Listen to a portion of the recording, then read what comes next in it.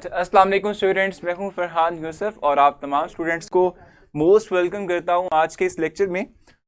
थोड़ा सा हम जो है वक्त के मुताबिक से मुराद ये है कि जो वक्त हमने अपने लिए सेट किया हुआ है उसके मुताबिक 4 मिनट लेट हो चुके हैं, लेकिन कोई बात नहीं, वो पाकिस्तान है तो उसमें देर सवेर हो जाती है, कोई मसला नहीं है। ठीक है, अच्छा, आज हमारा ये जो लेक्चर है it's the last one for part 1, जो भी हम कंटेंट पढ़ रहे हैं उस हवाले से।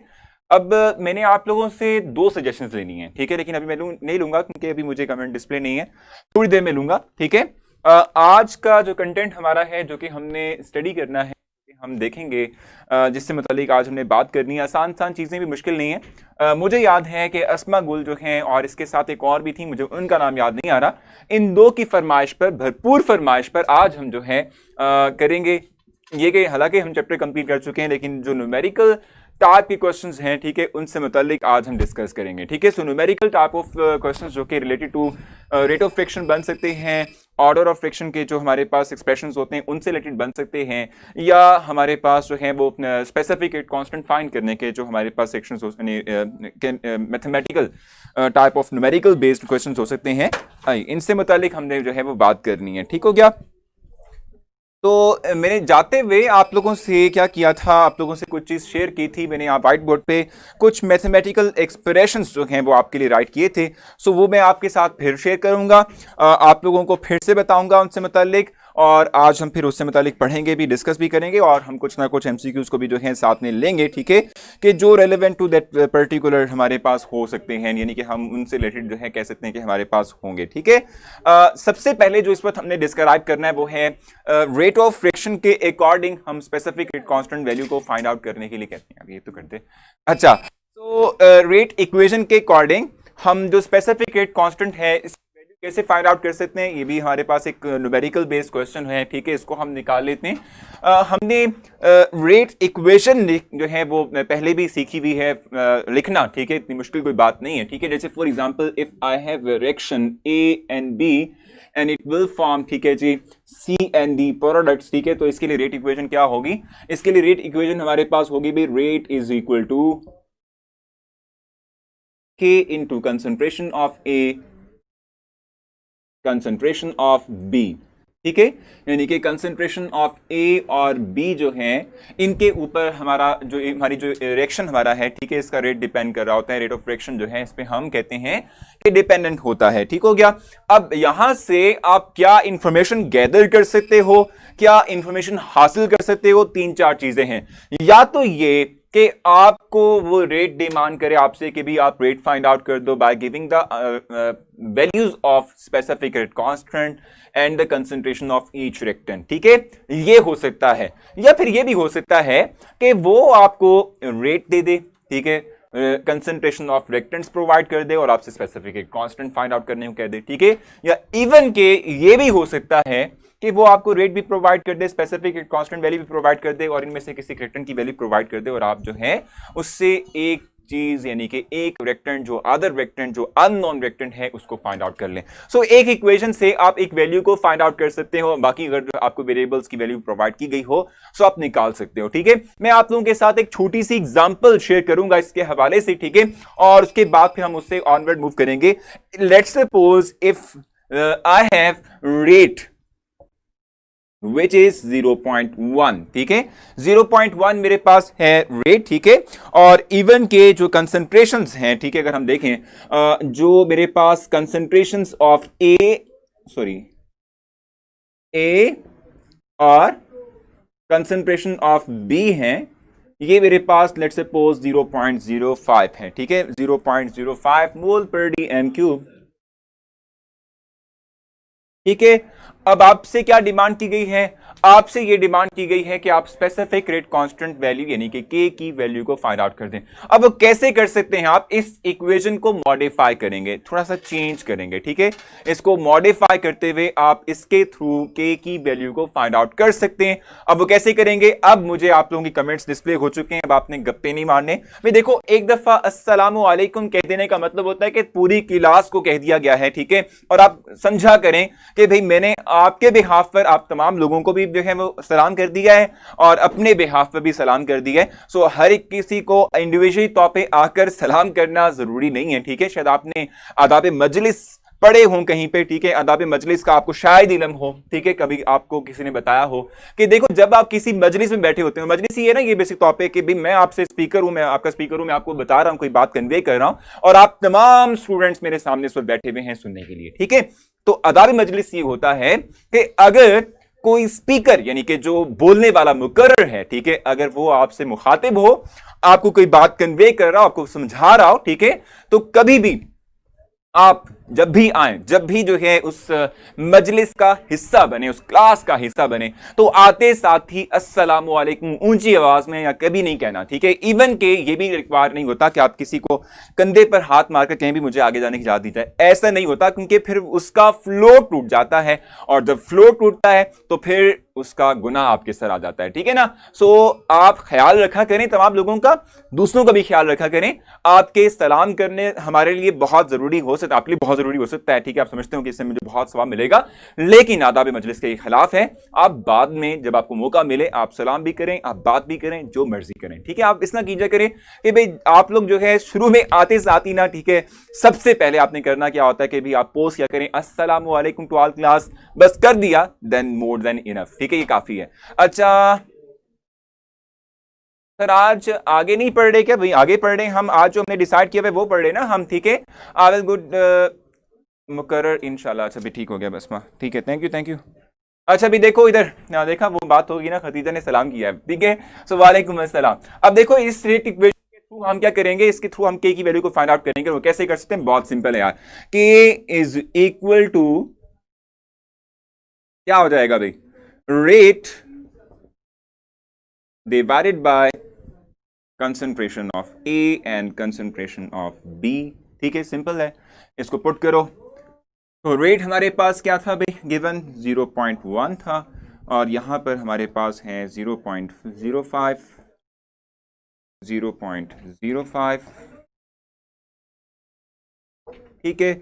इसको आपने सिर्फ सॉल्व करना है, जस्ट सिंपल सॉल्व करना है। टॉपिक का नेम लिख दें भाई, सारा हम इस वक्त जो करने लगे हैं ना वो है न्यूमेरिकल बेस्ड कॉन्सेप्ट ऑफ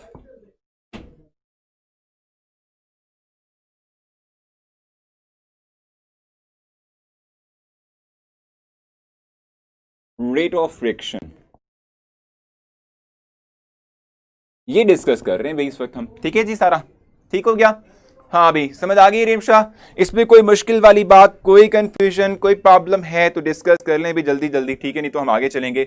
अब मैंने आपको सिंपल बताया हुआ है, ठीक है, कि जब भी जो है ना आपके पास कुछ इस तरह की सिचुएशन क्रिएट हो, सिचुएशन इस तरह से मतलब इस तरह की क्रिएट हो कि आपको जो है पॉइंट वाली वैल्यू को खत्म करना हो, इसको रिमूव करना हो, ठीक है, इसको आपने इसके थ्रू रिजल्ट फाइंड आउट करना हो, तो आप करते क्या है, देखिए पॉइंट खत्म करना है इसका, तो आप 0.1 की डिवाइड करेंगे इसको 10 के साथ, ठीक है, यानी आप सिंपल पॉइंट रिमूव कर चुके हैं। आपको मैंने बताया हुआ है जब भी पॉइंट खत्म करना हो तो उसके एग्जैक्टली नीचे डिनोमिनेटर में 1 लिखते हैं, जितने पॉइंट के बाद डिजिट्स होते हैं उतने 0 मेंशन कर देते हैं, ठीक हो गया।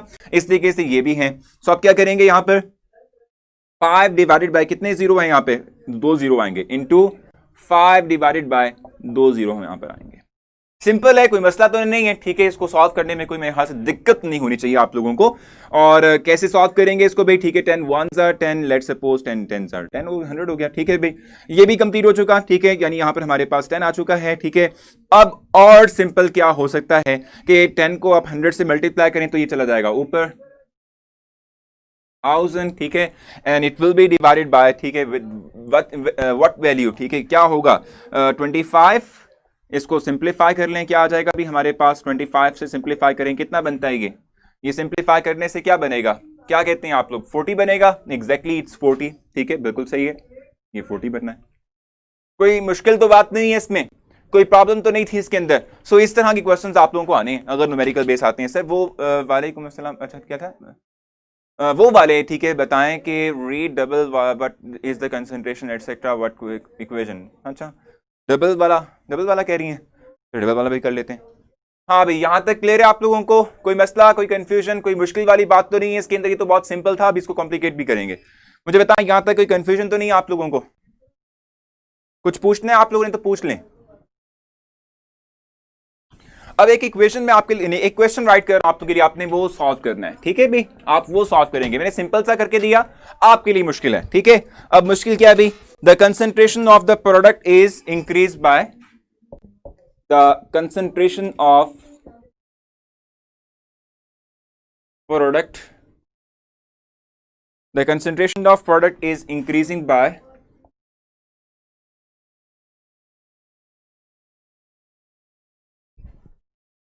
इंक्रीजिंग फ्रॉम करेंगे ना भाई, हाँ हमारे पास इनिशियल वैल्यू भी है, इंक्रीजिंग फ्रॉम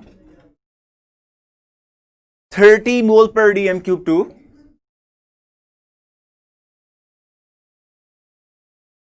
40 मोल पर DM cube.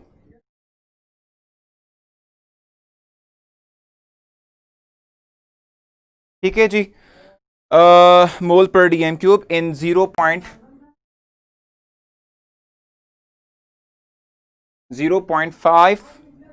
second, then rate of friction will be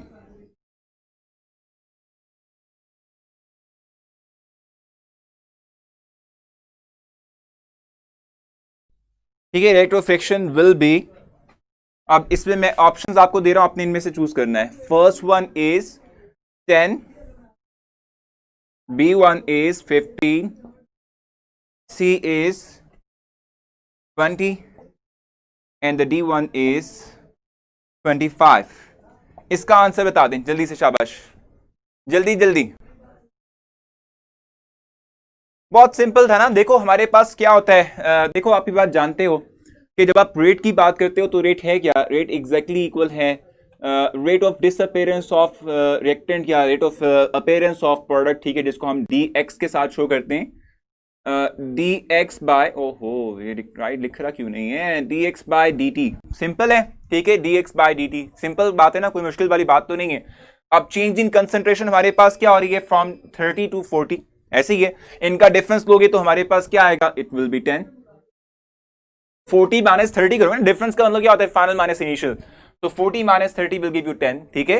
और जो चेंज इन टाइम है, 0 सेकंड से स्टार्ट किया था 0.5 पे चले गए आप लोग, ठीक है। सो 0 से स्टार्ट करके 0.5 पे लेट सपोज आप जा रहे हो, तो डिफरेंस क्या होना चाहिए 0.5 का, सो इट विल बी 0.5। तो सॉल्व करते हैं तो हमारे पास क्या आता है 20, सिंपल है, ठीक है। So B is the right option for this reaction, ठीक है, नहीं फॉर दिस इक्वेशन। ठीक हो गया, कोई मसला तो नहीं है आप लोगों को, यहां तक कोई मसला कोई कंफ्यूजन है तो बता दें।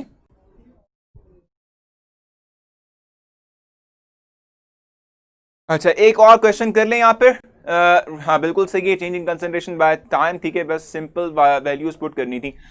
एक और क्वेश्चन करें, एक और क्वेश्चन करते हैं जल्दी से,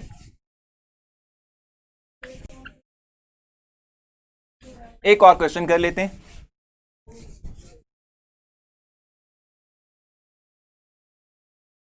हाँ नो मसला sir. The rate of friction for reduction is 30 मोल पर DM cube. The rate of friction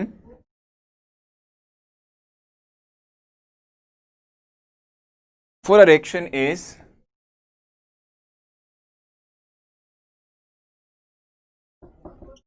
30 mole per dm cube,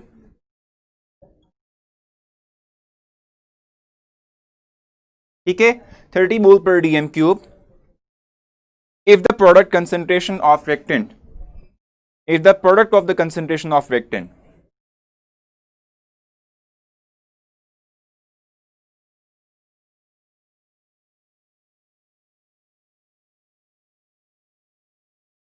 reactant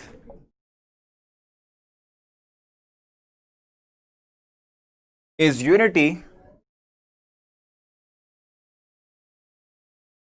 then specific constant is, value of specific constant is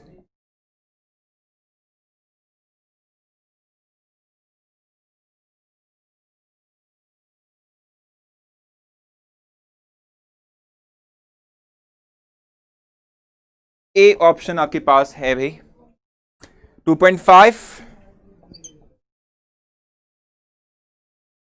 B option आपके पास है 15, C option आपके पास है 25 and the D1 is none. मैं बहुत तेज हूँ, तेज इसलिए हूँ कि मुझे पता था कि आप लोगों ने स्टेटमेंट पढ़ के ना अंदाजा लगा लिया कि क्या हो सकता है इसका आंसर। अब देखो इसमें कोई आंसर है आप लोगों का जो आप दे रहे हो?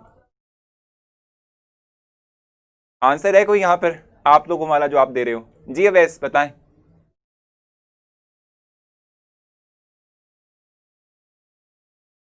बताएं इसमें कोई आंसर है आप लोगों वाला 30 वाला?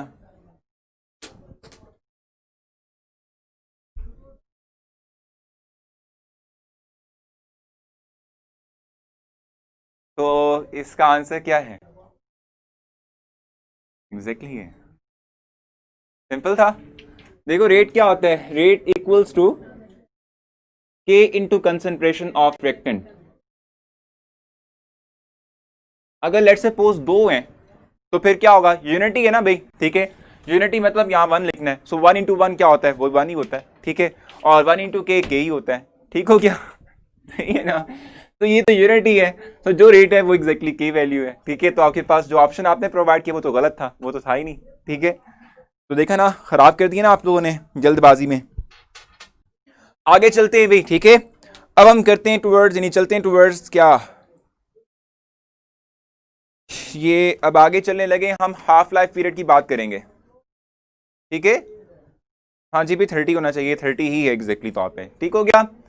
अभी समझ नहीं आई कामिल, यार कितनी सिंपल सी बात थी यार। देखो इक्वेशन लिखी हुई है, इक्वेशन लिखा हुआ है the rate of friction for a reaction is 30 मोल पर डीएम क्यूब, यानी रेट ऑफ फ्रिक्शन हमारे पास 30 मोल पर डीएम क्यूब ही है, ठीक हो गया। अब हम ये बात कहते हैं कि, हाँ भाई ठीक है, तो हम ये बात कहते हैं कि भाई 30 मोल पर डीएम क्यूब तो हमारा रेट ऑफ फ्रिक्शन है, ठीक है। तो हम ये बात कहते हैं कि जो product of the concentration of reactant है वो यूनिटी है, ठीक है। वो प्रोडक्ट ऑफ द कंसंट्रेशन जो है वो हमारे पास यूनिटी है। तो रिएक्टेंट की कंसंट्रेशन यहाँ पर आती है ना, लेट सपोज मेरे पास रिएक्शन ए और बी मिल रहा है, ठीक है, इसके थ्रू सी और डी बनेगा। तो मैं ये कहता हूँ भाई यहाँ पर जो कंसंट्रेशन का प्रोडक्ट आना चाहिए था ए और बी वाला, मैं ये कह रहा हूँ कि ये सारा के सारा है ही वन। तो जब ये वन है तो एग्जैक्टली के इक्वल होगा रेट के, ठीक है।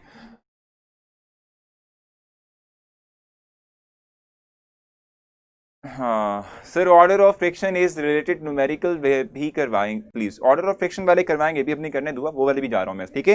हाँ जी इसमें बिल्कुल ठीक है। अच्छा सारा का क्वेश्चन यहाँ पे आने लगा था, वो कहाँ है, मैं उसका इंतजार कर रहा हूँ। सारा क्वेश्चन जल्दी से राइट करना है आपने, मैं नेक्स्ट मूव कर रहा हूँ। अब इसको रेस करते हैं और related to order of friction बात करेंगे। सर ये स्क्रीन बार बार ब्लैक क्यों हो जाती है और आप नजर ही नहीं आते? मैं कैसे नजर नहीं आता, सारों को नजर आ रहा हूँ, क्या हो गया? अच्छा rate is equal to D X by D T and the rate is equal to क्या, क्या मैं सही कह रही हूँ एग्जैक्टली? देखो वो जो आप रेट, ये पहले वाले इक्वेशन बात कर रही हो ना, ठीक है, ये रेट ऑफ डिसअपीयरेंस या appearance of product with respect to change in time है। जो दूसरी इक्वेशन राइट कर रहे हो ये बेसिक तौर पे आप जो लॉ ऑफ मास एक्शन जो है आपने पढ़ा हुआ है ना, ठीक है, उसके अकॉर्डिंगली रेट ऑफ फ्रिक्शन आप बात करते हो, ठीक है भाई। सो मैं इसको रेस कर रहा हूँ, नेक्स्ट मूव करेंगे। मोना आपको लगता है मेरे ख्याल से कोई नेट का इशू चल रहा है या कुछ मसला है? चलें देख लेते हैं। सो ऑर्डर ऑफ फ्रिक्शन की बात करते हैं। मैंने ये इक्वेशन आप लोगों को शायद पहले राइट नहीं करवाई हुई।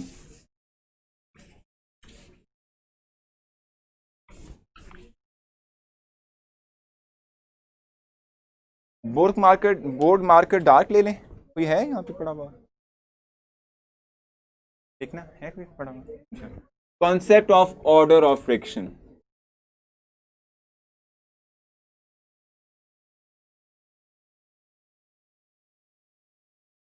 ठीक है।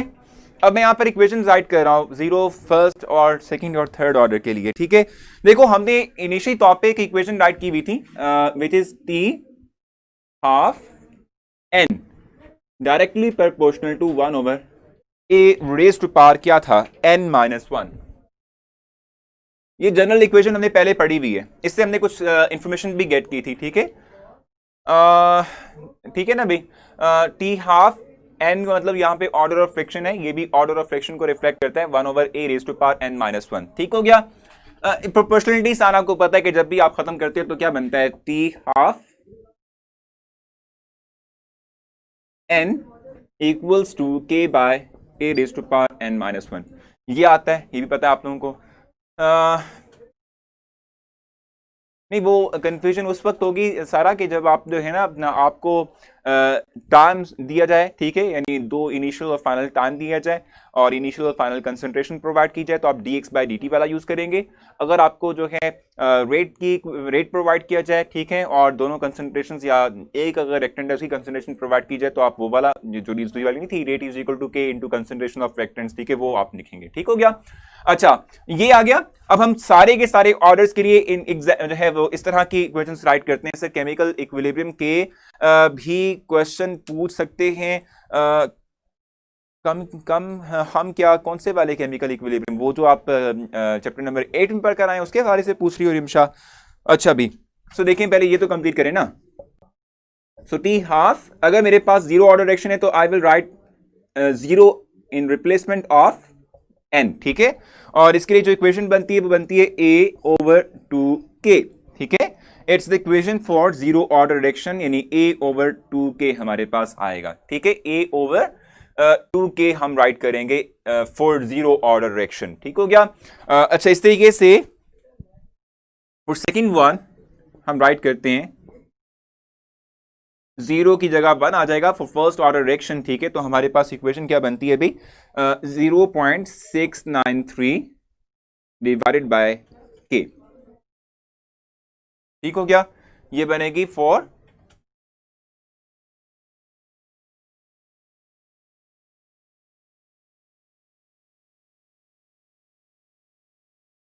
ठीक है, it's for its for first order direction, ठीक है।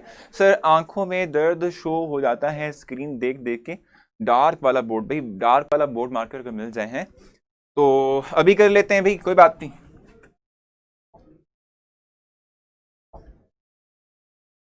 अच्छा, तो it's for second order reaction which is 1/Ka, ठीक है, और द थर्ड इक्वेशन फॉर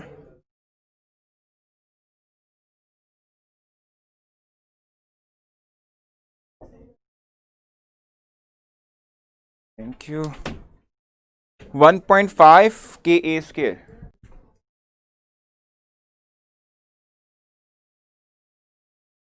अब ये चीज आपने याद रखनी है, ये सर ये कहां से आ रहे हैं, ये कहां से आ रहे हैं सर, ये इक्वेशंस कैसे डिराइव होती हैं इनकी समझ नहीं आती। देखो ये इक्वेशंस डिराइव आप लोगों ने ना ठीक है भी क्या किया हुआ है, अपने डिराइव किया हुआ है फॉर फर्स्ट ईयर, यानी फर्स्ट ईयर की जो आपकी बुक है ना उसमें इससे मुतालिक कुछ डेरिवेशन वगैरह मेंशन उसने की हुई है, ठीक है, थोड़ा बहुत कॉन्सेप्ट दिया होगा, ठीक है। ये कैसी आती हैं इक्वेशंस, तो ये इससे आती हैं, ठीक है, इस वाली इक्वेशन से आप जो है इसको फाइंड आउट करते हो, और इसका लिंक जो है ना वो आप लोग जब हाफ लाइफ पीरियड का की बात करते हो ना, ठीक है, सो उस हाफ लाइफ पीरियड के अंदर जो है ना आपने देखा होगा जब आप ऑर्डर ऑफ फ्रैक्शन निकालना चाहते हो फॉर हाफ लाइफ पीरियड, ठीक है, इक्वेशन, तो उसमें लॉग भी आता है, ठीक है। सो उस तरह की जो है ना हम कहते हैं यहाँ पर कि कुछ सीक्वेंस यहाँ पर बनता है, that is why we getting 0.693 and that one, ठीक है। यानी कॉन्सेप्ट जो कहते हैं ना भाई हमारे पास कॉन्सेप्ट क्वेश्चंस, मैं क्या कर रहा हूँ, मैं कर रहा हूँ कांस्टेंट वैल्यू, ठीक है, कांस्टेंट वैल्यूज की वैल्यू जो पुट करते हैं तो फिर उसे आता है।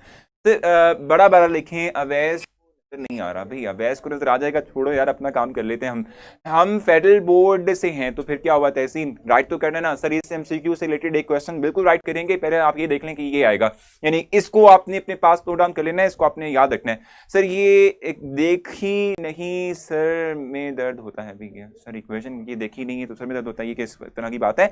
Difference of energy between reactant and transition state called activation energy, बिल्कुल सही है, रिएक्टेंट्स और जो एक्टिवेशन एक्टिविटी कॉम्प्लेक्स की एनर्जी में डिफरेंस होता है इसको एक्टिवेशन एनर्जी कहते हैं।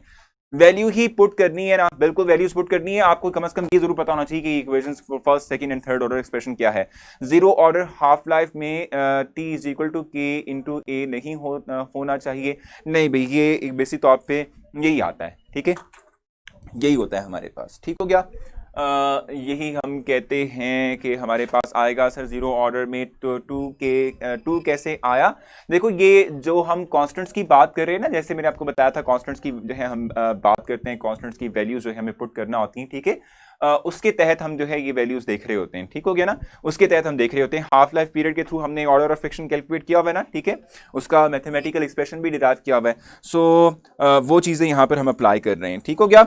अच्छा भी, सो अब नेक्स्ट हम मूव करते हैं और मैं एक जो है इक्वेशन राइट करूंगा, उससे हमने ऑर्डर ऑफ फ्रिक्शन या जो कांस्टेंट है हमारे पास वैल्यू है, ठीक है, यानी जो स्पेसिफिक कांस्टेंट है की वैल्यू है, ये हम फाइंड आउट करेंगे। तो मैं यहाँ पर एक क्या कहते हैं स्टेटमेंट मेंशन कर रहा हूं और उससे हम जो है इन इक्वेशंस को इस्तेमाल करते हुए सॉल्व करेंगे और के की वैल्यू फाइंड आउट करेंगे, ठीक है जी। मैं एक स्टेटमेंट राइट कर रहा हूं, for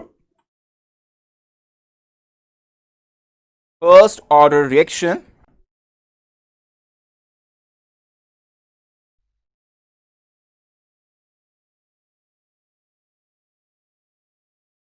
for first order reaction half life is 69.3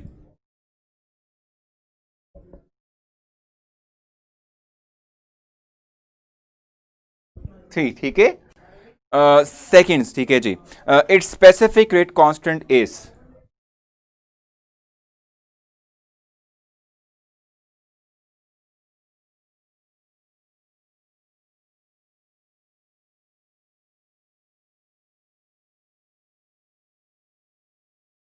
अब इसका स्पेसिफिक रेट कांस्टेंट जो है वो आपने बताना है।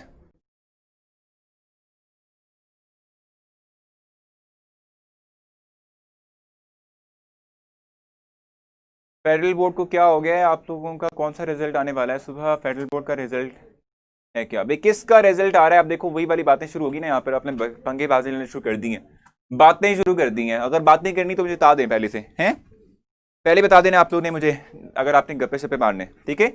अच्छा, सो अब यहाँ पर अब देखो राइट शाइप छोड़ दो भाई, ठीक है, वो जो मर्जी है, आप अपने अपने बिहाफ पर अपने आप को जो है ठीक रखो। जो जैसा भी है पंजाब बोर्ड या जो आपका क्या कहते हैं फेडरल बोर्ड, जैसा भी है उसको रहने दो, उसको जहन से निकाल दो, ठीक है। फिल वक्त इससे मतलब बात करो, ठीक है। अब देखो फर्स्ट ऑर्डर रिएक्शन की उसने बात की है, अब फौरन से पहले तो आपको ये पता होना चाहिए, ठीक है, कि भाई कौन सी इक्वेशन को आपने यूटिलाइज करने टू कैलकुलेट द के वैल्यू, ठीक है। फर्स्ट ऑर्डर की बात कर रहा है तो इट मींस कि ये आपके पास इक्वेशन आएगी और इस इक्वेशन में आपको बात पता चल रही है, आपने ये बात पढ़ी थी कि जो है ना ऑर्डर फर्स्ट ऑर्डर रिएक्शन की जहां तक हम बात करते हैं तो इसमें हमारे पास क्या होता है, जो हाफ लाइफ है, ठीक है, it is independent to the concentration of initial concentration of reactant. ये हम पहले पढ़कर आ चुके हैं, मैंने आपको वो जो पे जनरल इक्वेशन थी उससे मैंने ये तमाम इंफॉर्मेशन प्रोवाइड की थी आप लोगों को कि कौन सा हाफ लाइफ पीरियड जो है इनिशियल कंसंट्रेशन पे डिपेंड करता है और कितनी उसकी पावर होती है, ठीक हो गया। वीडियो क्यों स्टक कर रही है भाई? इसकी ऑप्शंस देखते हैं कि हमारे पास क्या हो सकती हैं। It's a value is around 10 raised power minus 3, 10 raised power minus 2,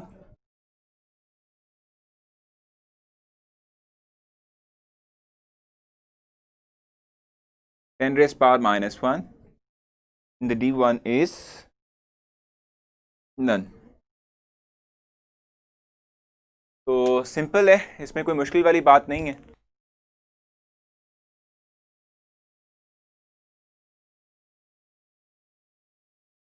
हाँ अभी सॉल्व किया है इसको, किस तरीके से सॉल्व करना है।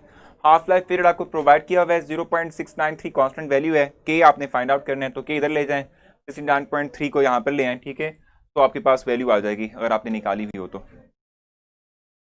टेस्ट है इनका? हाँ भी, सो इसका राइट ऑप्शन क्या बनता है? बी, ठीक है। वो कैसे बनता है, ये इक्वेशन आपने यूटिलाइज करनी थी।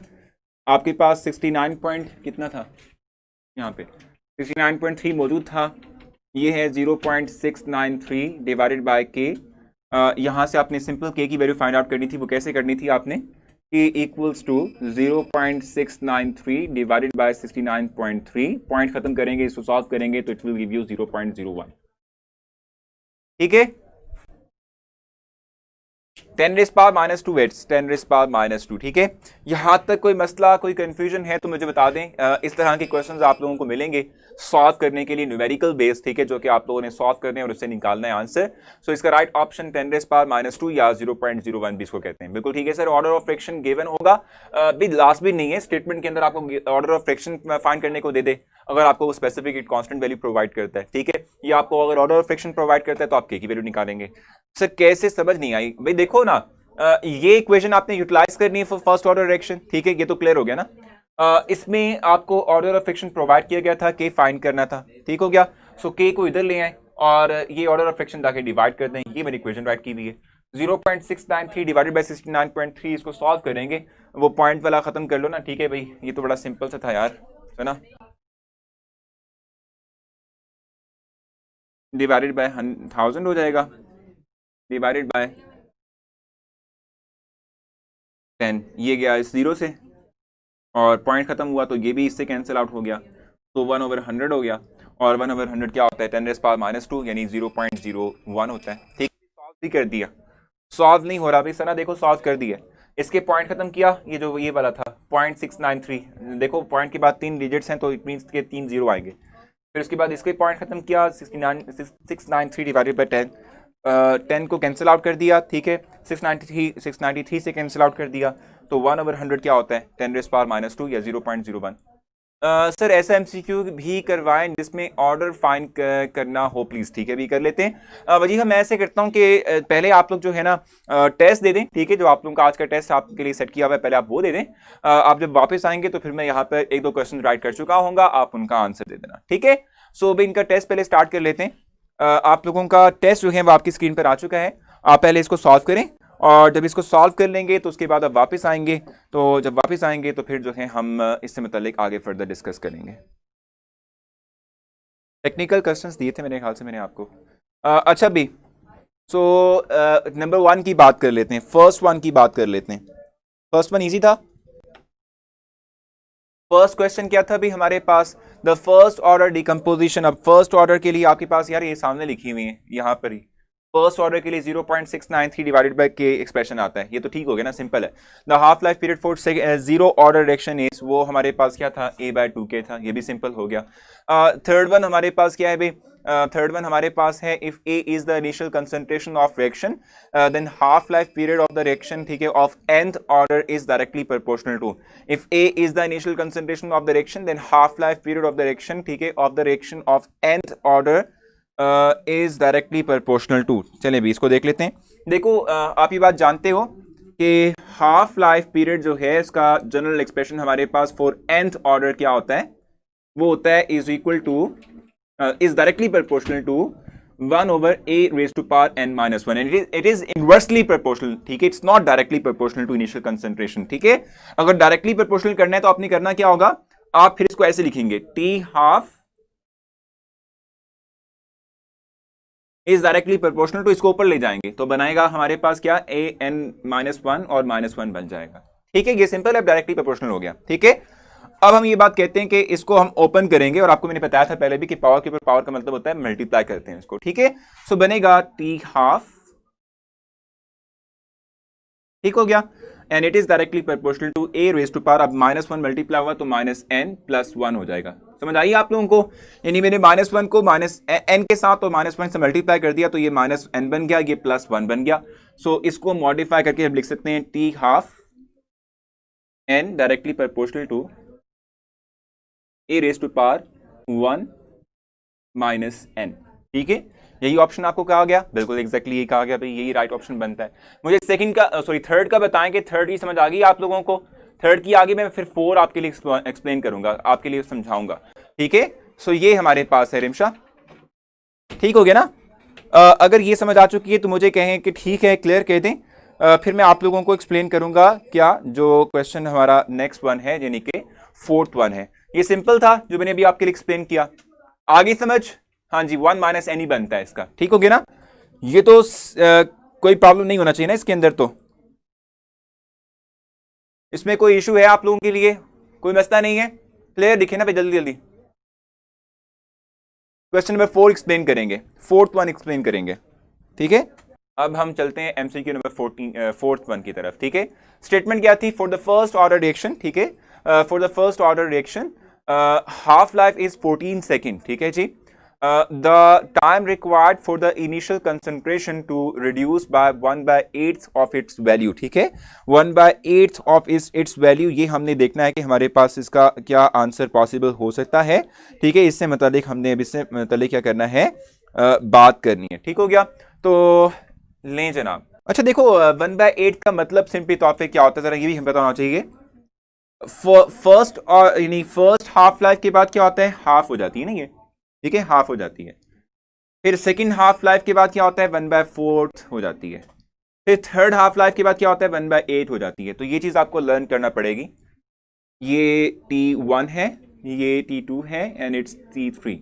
इट मीन्स के हम 1/8 बात कर रहे हैं इनिशियल जो है कंसंट्रेशन की, तो इट मीन्स के हमारे पास 3 हाफ लाइफ होंगी। ठीक है, 3 हाफ लाइफ गुजर चुकी होंगी। ठीक है, तो हम कहते हैं कि हमारे पास क्या होगा, 3 हाफ लाइफ जो हैं वो गुजर चुकी होंगी। ठीक हो गया, अब हमने करना क्या है, इसको करना है सॉल्व। ठीक है, इसको क्या करना है, हमने सॉल्व करना है। ठीक है, सो मैं राइट करता हूं। जब भी आपने क्या करना हो, आपने जो है टोटल टाइम आपको रिक्वायर हो, आपने टोटल टाइम निकालना हो, यानी आप लिखेंगे यहां पर कि if you need total time,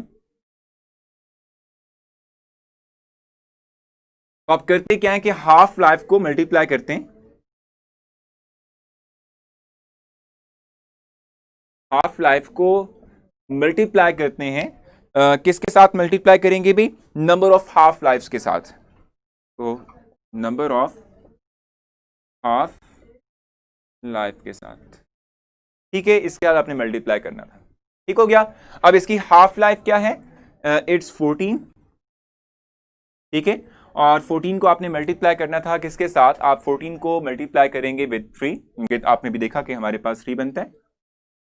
ठीक है, 14 को आप क्या करेंगे, मल्टीप्लाई करेंगे विद 3। ठीक है, 3 से आप क्या करेंगे, इसको मल्टीप्लाई करेंगे। ठीक हो गया, अब आप जब 14 को 3 से मल्टीप्लाई करते हैं, ठीक है, तो इसके थ्रू आपके पास रिजल्ट क्या गेट होगा, 14 1s आर 14, 14 2s आर कितना होता है 28 and 14 3s are will be 42। ठीक है, बिल्कुल सही कह रहे हो।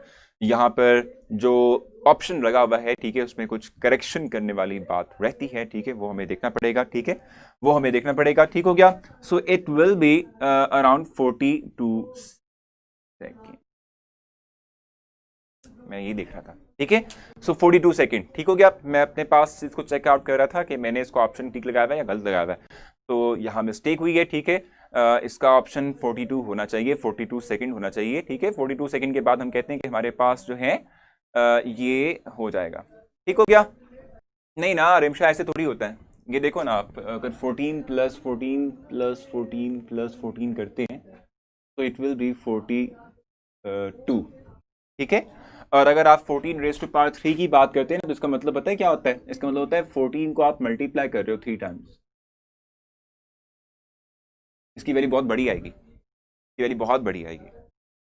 ठीक है, so it's right option is 42 second. ठीक है, और ऐसे होना था इसको।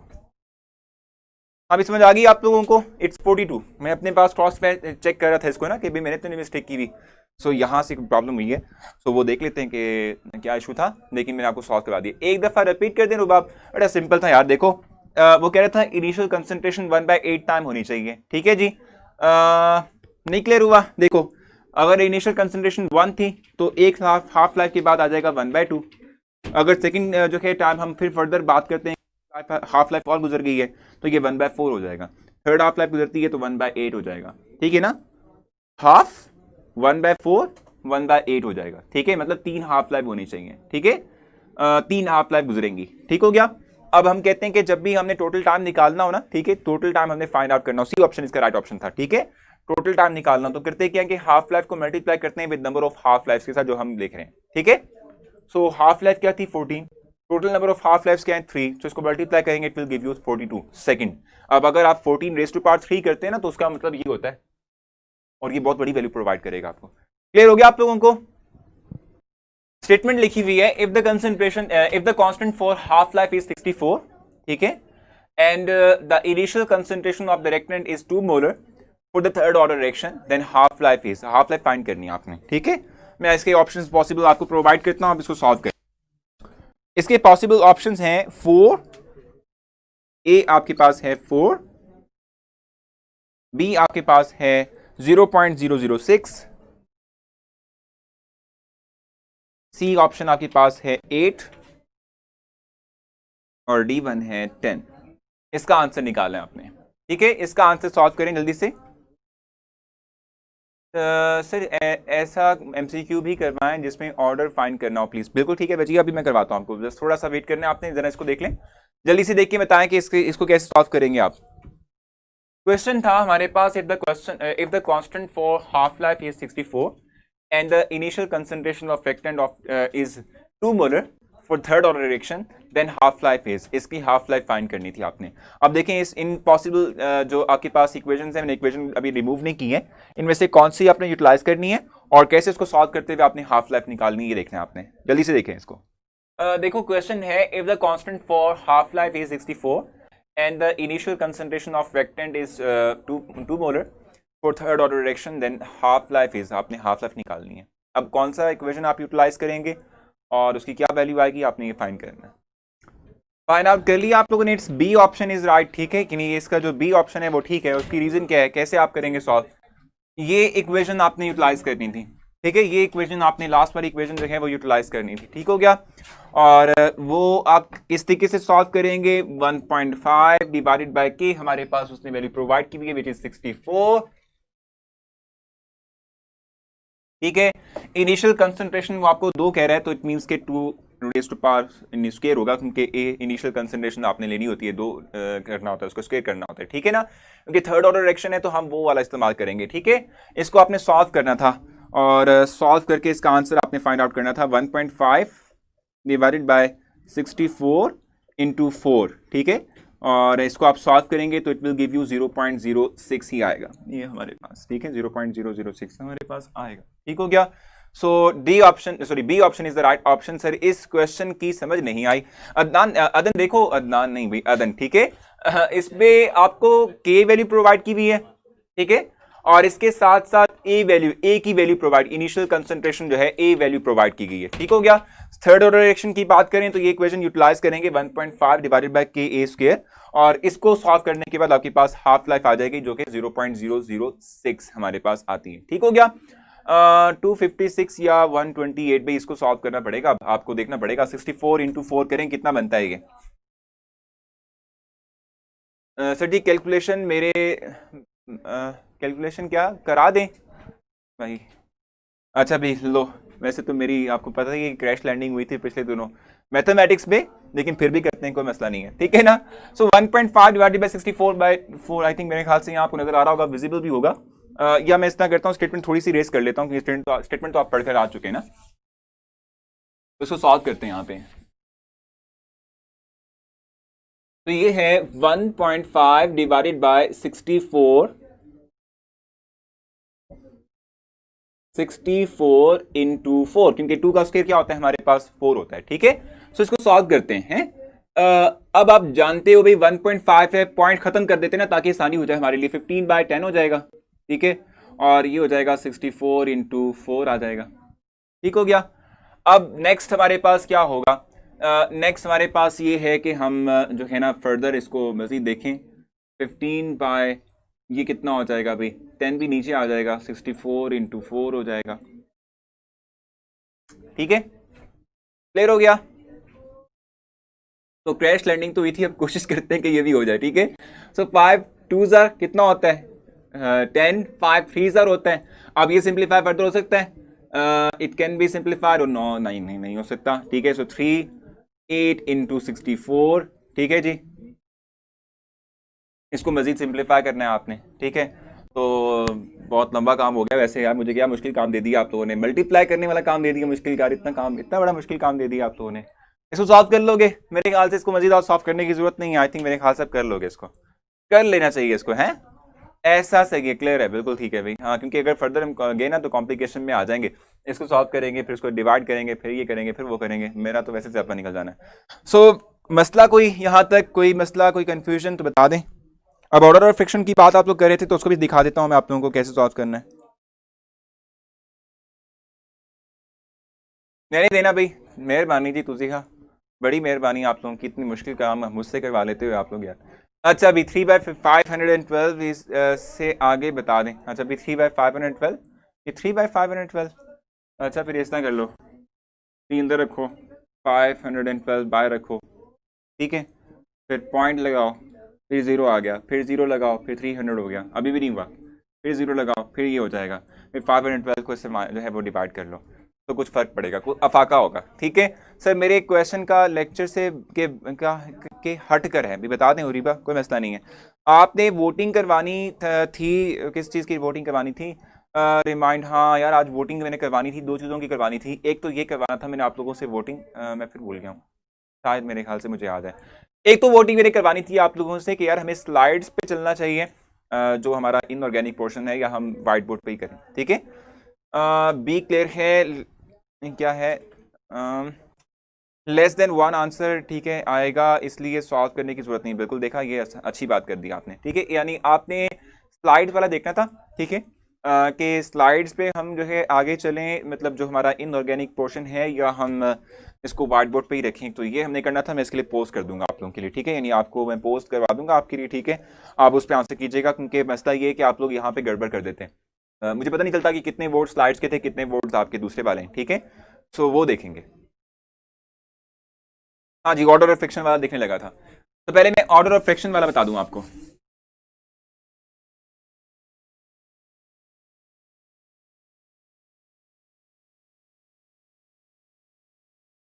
देखो जनरल इक्वेशन क्या है हमारे पास, T half equals to, not it's, चलो इक्वल कर लेते हैं, equals to K by A raise to power N minus 1। ये जनरल इक्वेशन है, ठीक है, ये हमारे पास क्या है, जनरल इक्वेशन है, ठीक है। अब अगर आपको यहां पर के वैल्यू प्रोवाइड कर दी जाए, क्या था बचपन में बहुत शौक था स्लाइड्स का, अब आप बड़े हो गए तमीज, सॉरी ना, इट्स नॉट, इट्स रमीज, ठीक है। अच्छा हाँ तो सर ये रेडियो एक्टिव डिके बोलो फर्स्ट ऑर्डर, ठीक है, उसमें यही होता है ना कि भाई देखो हमने ये बात पढ़ी हुई है, ठीक है। रेडियो एक्टिव डिके की जहां तक बात है, फर्स्ट ऑर्डर रिएक्शन की जहां तक बात है ना, उसमें हम कहते हैं, फर्स्ट ऑर्डर रिएक्शन में हम कहते हैं कि the order of friction in the reaction, ठीक है, in which the rate of friction depends upon the concentration of only one species, ठीक है। सो रेडियो एक्टिव में हमारे पास एक ही रिएक्टेंट होता है, 2-3 तो होते नहीं है।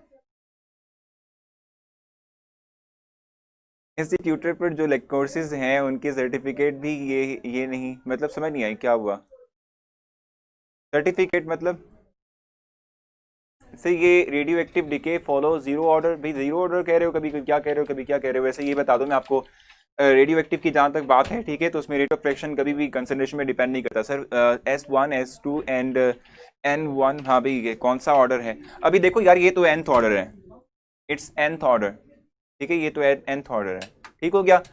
देखो ये, हाँ अच्छा, अब इस पे देखो मेरी बात सुनो, मैं सिर्फ ये बताना चाह रहा था कि कैसे आप ऑर्डर ऑफ फ्रिक्शन निकाल सकते हैं। वैसे मैं आपको बता दूं कि ऑर्डर ऑफ फ्रिक्शन इस तरीके से इस इक्वेशन से निकालना आपके लिए डिफिकल्ट है, और इस तरह के क्वेश्चंस आते नहीं है। ज्यादातर वो रेट ऑफ फ्रिक्शन की बात करता है, या specific heat constant value find करने कहता है, या फिर हाफ लाइफ पीरियड निकालने कहता है, क्योंकि it's too long, it's too lengthy to complete, ठीक है, विद इन 1 मिनट, ठीक है, तो ये बहुत लंबा काम होता है, ठीक है भाई। इसको लॉग अप्लाई करेंगे, फिर लॉग की वैल्यू देखना पड़ेगा कि लॉग की वैल्यू हमारे पास क्या होगी, तो इस तरह से करना है आपने, ठीक है, ठीक हो गया। हाँ जी, मैसेंजर अवेयर्स में चेक करूंगा।